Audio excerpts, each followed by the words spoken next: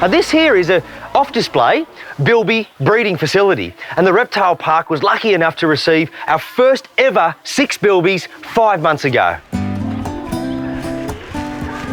This project has tangible outcomes. Bilbies that we breed go back to the wild. Now, not every project has the ability to do that, and it's all thanks to the Save the Bilby Fund. They manage Queensland bilbies, they manage the wild populations, they manage the free-range enclosures, which are big areas that are enclosed, through to the bilbies that are captively bred by people like us, and that's good work they do.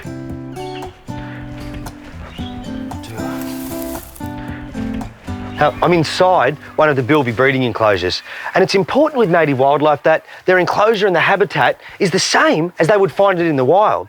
Now, for bilbies, that means that they are able to dig. They are big burrowers. In this enclosure, I'm looking for one particular female, and I've got a good idea of where she might be hiding. Out in the wild, they can dig a dozen or so of these burrows in their range. They're extensive networks of tunnels where they can escape predators and the intense heat of the desert day. This is an artificial box. Now, whilst they've got access to the natural earth, this box is always dry and warm, and they love it. It's time to have a peek inside. Somebody's home. Big male, little female. Hey, come on, little darling. Here we go. There is a little female Bilby. Very quiet, but she won't be afraid to give me a little bite if I don't hold it properly. And what I'm looking for is joeys. 5 months ago, 6 Bilbies arrived here. 3 pairs, 3 boys, 3 girls, and they've all been together. Now what I'm expecting are little joeys inside this pouch. And obviously, having a pouch, they're marsupials. Now, would you believe it? The Bilby gestation or pregnancy is somewhere between 11 and 14 days. That's right, days. It's one of the shortest gestation periods of any species on Earth. Now, pouch checking can be tricky. As you can see, she's very calm. And here's the pouch. Oh, look at that. We've got joeys. 1, 2, there's 2 little joeys. And they are the first Bilbies that I or the Reptile Park have ever bred. And what a success. And Australia has the worst mammalian extinction rate on Earth. We've lost so many species, and Bilbies in the wild now, very, very rare. They used to be common. And it's captive breeding like this and successful events that ensure a future for the species. And I think they're about, my guess would be 2 weeks old. And marsupials and Bilbies that have such a short pregnancy have really small babies, pre-developed, and they develop inside the pouch. That's the whole point. So, as I calculated, we've got about 3 months, and we're going to have miniature replicas of Mum here running around. That's when I'll come back. And this is the proud dad. He's perfectly demonstrating the Bilby's digging technique. And they are dirt movers, those front feet, thick like spades. And once they build up a little pile, the back feet push it out of the way. Now, Bilbies are desert bandicoots. You know, they used to be found over 75% of this massive continent. Now, almost every wild population is extinct. And captive breeding is the only way to ensure their survival until perhaps a solution can be found in the wild. Now, their eyesight, very poor. When you're nocturnal, you don't always need the best vision, but their sense of smell is brilliant, and they can smell predators, but also food, grubs, beetles, insects down in the soil. Now, their hearing is pretty sharp, big ears to collect lots of sound. You can just see, and it's so sad that something like this that didn't evolve with predators like the feral fox and the feral cat doesn't stand a chance.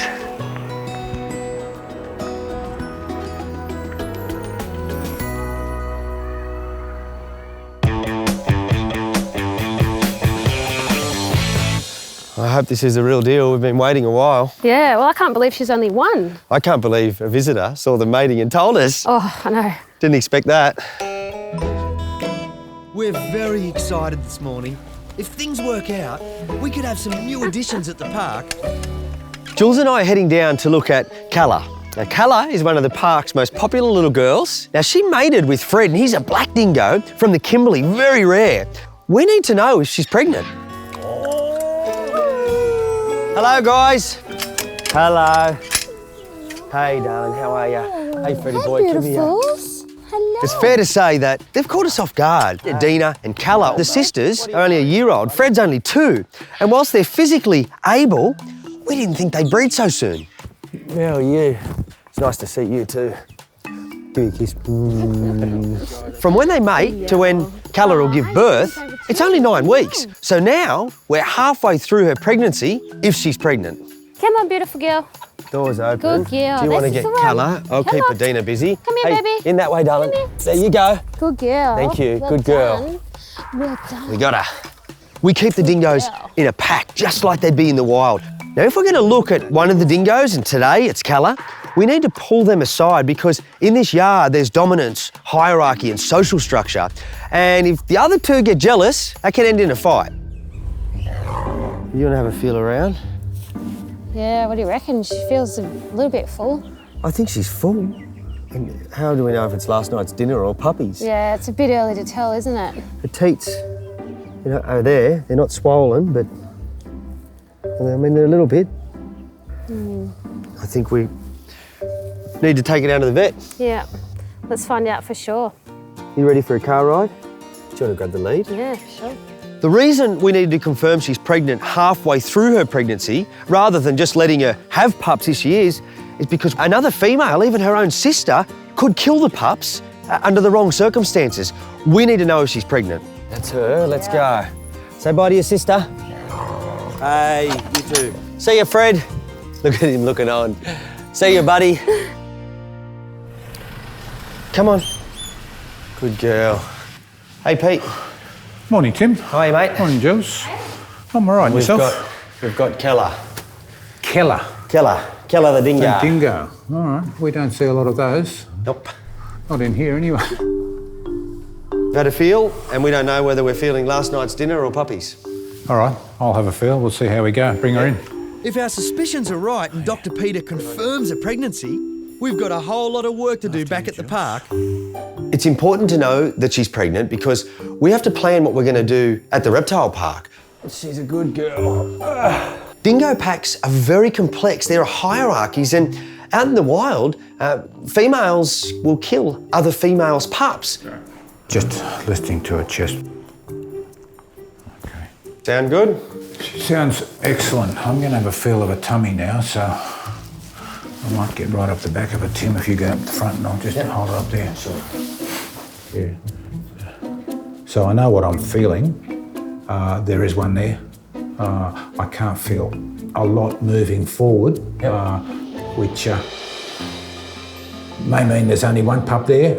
It could also mean you can feel that, a puppy? I can feel a sack that if it's not a pup, she's got another problem, Tim. Okay. Still do an ultrasound to be sure. Yeah, I think so. It's nice to be confident. You're going to be a mum. You're going to be a mum. I'm stoked. I'm over the moon. We've got puppies. This is exactly the news we wanted. And not just because we're happy about it, but now we know that she's going to be a mum, we can prepare for that.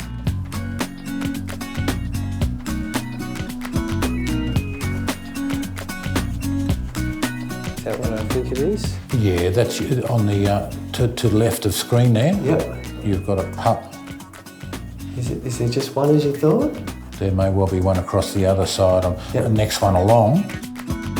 So that's a second one, but it's further forward in the. But you can see the sack, you can see the wall of the sack, and you can see that, and everything looks good in here, Tim. All normal development for your time frame, that 4-week mark. Is that yours?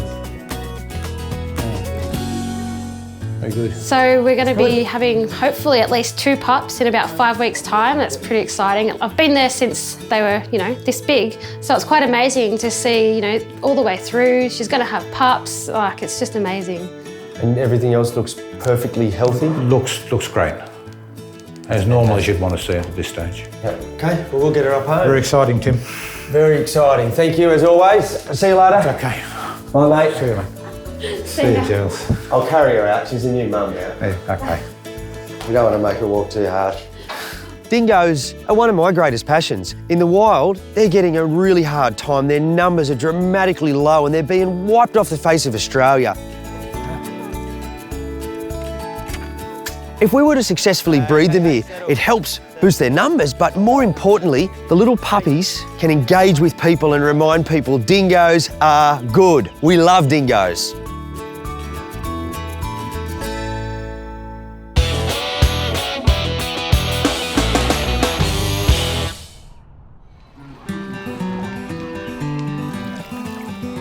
It's 3 months later and I'm back at the Reptile Park's Bilby breeding facility. 2 joeys born here need to be microchipped and given an identity. Now, unlike their mum, young bilbies do not like artificial boxes. The only way for me to get them is to trap them. Now, the traps are a standard trap for small mammals. Very simple in design, but very effective. And the way it works is the door lifts up and inside there's a plate. And that plate sits up, and when the animal goes in, touches on the plate, releases the door, and you've got him. Some of the bilby's favourite food, right at the back. There we go. And we set the trigger. And lastly, I always like to just cover them in a bit. Just gives the bilby a sense of security whilst ever they're in there. One down, one to go. They're actually omnivores, meaning they eat meat and plants. Whatever they find, they take a bite from. But one thing they don't do is drink water. They simply get all the moisture they need from their food.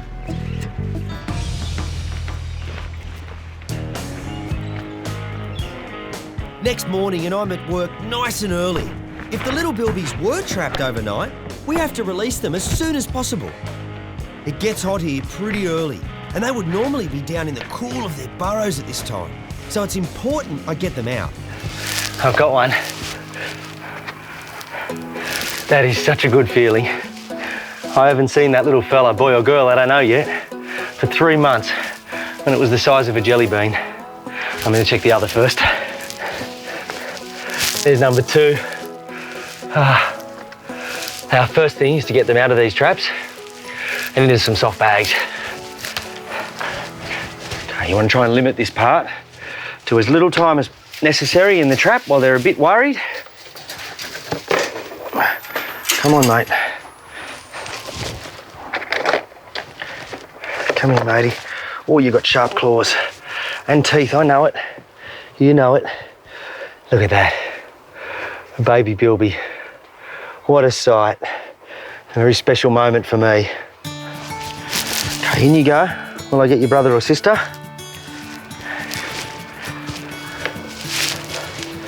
One down, one to go.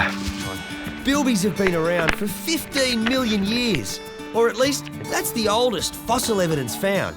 So you can imagine having the next generation of something so old in my hand? Well, that's exciting stuff. 2 bilbies in the bag. Now I'm going to set myself up a little station. Diary, scales, microchip, and I'm going to give them an individual identity that'll be with each of them for their entire life. It's important that each animal in captivity has an individual identity. We need that to be able to monitor health and well-being through taking weights and observations, and also be able to genetically manage and make sure that there's no inbreeding within populations. That's what I'm doing now. It's time for bilby number 1. Now, whilst he or she is in the bag, I'm going to take a quick weight. That was 415 grams, minus 70 that the bag weighs. 345 grams is our starting weight. And for this age, that's a good weight, a normal weight. Now they're out of the trap. They should settle down. They're normally very quiet, harmless little creatures that, hey, just go about their own way, unless you're a grub. Now, first thing, Do we have a little boy or a little girl? We've got a little girl. Okay, now it's time for a microchip. Now that part stings a little bit, but only lasts for a very short time. It's a razor sharp needle. They don't feel much, just a pinch. Inside this little needle is a microchip. It's tiny, about the size of a grain of rice, and it contains a number that'll live with this Bilby forever. Now, that razor sharp needle will just penetrate the surface of the skin between the shoulder blades, and in goes the microchip. When microchipping a Bilby, it's just like when you take your dog to the vet. We put it right between the shoulder blades where the skin's loose. Got it.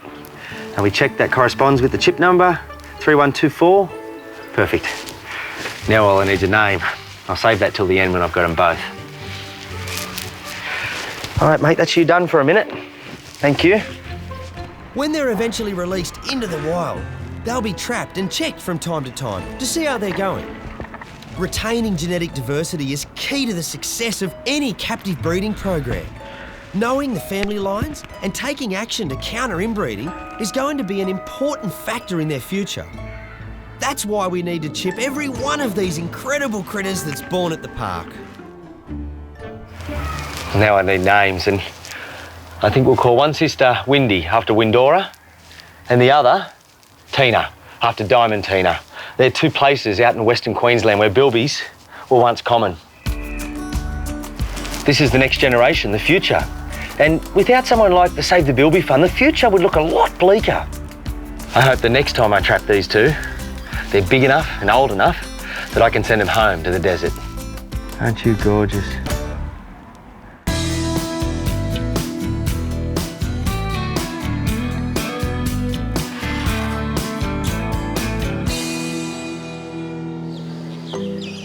It's certainly been a busy time in the park's breeding programs, with one of our dingoes becoming a mum for the very first time. To a few more pups than we first thought. A week ago, Adina gave birth to 5 beautiful little puppies. Now they're at a stage in development where their eyes have just opened. This is the first time today. Have you ever seen anything as beautiful as that? And she has been the best mum. From the moment they were born, she presented them, pushed them in so they could suckle. She's kept them warm. And 5 is a big litter. Dingoes normally only have 2 or 3 pups at most. And she's got her hands full. Dingoes, they're not like normal dogs. They breed at this time of year, winter time, every year, because winter time is hard for graziers like wombats, kangaroos. So a hard time for them means easy prey for dingoes. And also, the little puppies emerge and become independent in spring when there's lots of young, unsure prey for them to eat.